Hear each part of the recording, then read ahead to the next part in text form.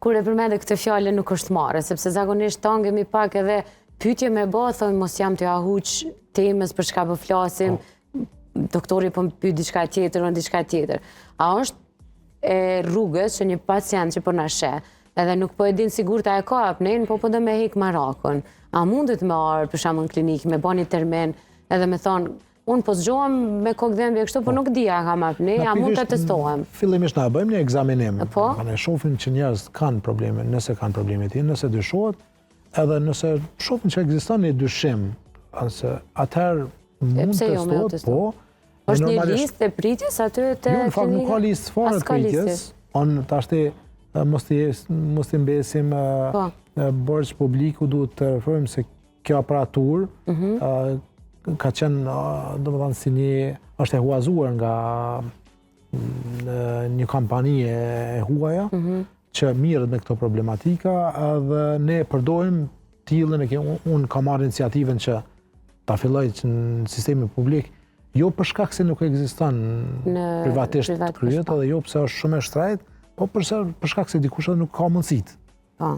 Edhe kështu që kam thënë që kjo duhet me ofru edhe njerëzve që si kanë mundësitë, edhe kemi pas plot njerëz që vinë, edhe nuk mjafton me disa pacientë, jo disa, po të gjithëve ju themi e janë mbrëmje, janë 10 mbrëmjes. Është rrihen në spital, hapet histori për ta? E hapim një histori edhe mbyllim nesërmen. Edhe ja bëjmë një raport.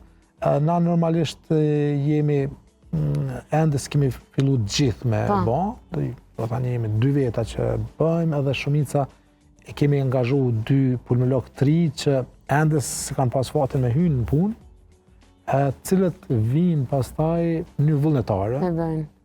Edhe ju bëjnë testimin, më rëndësi është që njerëz testohen, diagnostikohen, të marrin trajtimin e duhur, pastaj edhe shërbimi, shpresoj që me muaj të ardhshëm edhe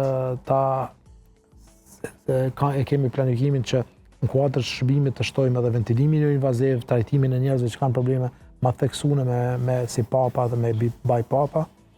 Edhe ajo ndoshta shpresoj që do të kryet gjatë vitit. Sa mirë. Janë investimet që nga njerë duhet pak vullneti, pak dëshira, pak iniciativa. Edhe normalisht edhe mbështetja vjen nëse kërkon. Kjo, nëse mund të quaj avantazh i testimit apnesë së gjumit nga publiku që duhet shtrihen të flanë klinik, tek privati është që mund ta marrin aparatin te shtëpia, apo? Po, dikush nuk ka dëshirë të shkojnë në spital. Po. Kurkush nuk ka qejf me shkojnë në spital. Absolutisht, edhe unë nëse do doja ta bëja, do doja ta bëja në shtëpi gjumit. Shumica njerëzve do thënë që e kanë vështirë me ardhë, me flajt, me një ambient si spital, se ne e dim që spitalet publike nuk janë prej me kapacitetet më të mira të mundshme. Edhe thojnë, a ka mundësi me bëjnë në shtëpi? Po, do me thënë ka disa njerëz që, disa pulmolog që e bëjnë në shtëpi, shkon janë vendos aparatin, nesër me në vendos, edhe është pak ma, ka dikush edhe tjetë diskret, mos të harrojmë. Ka plot njerëz që s'kan qef me pa në spital të që është shumë normale. Do me bënë shpit vetën, kështu që bënë në shpi edhe është test i letë. A bëhet në Pineja?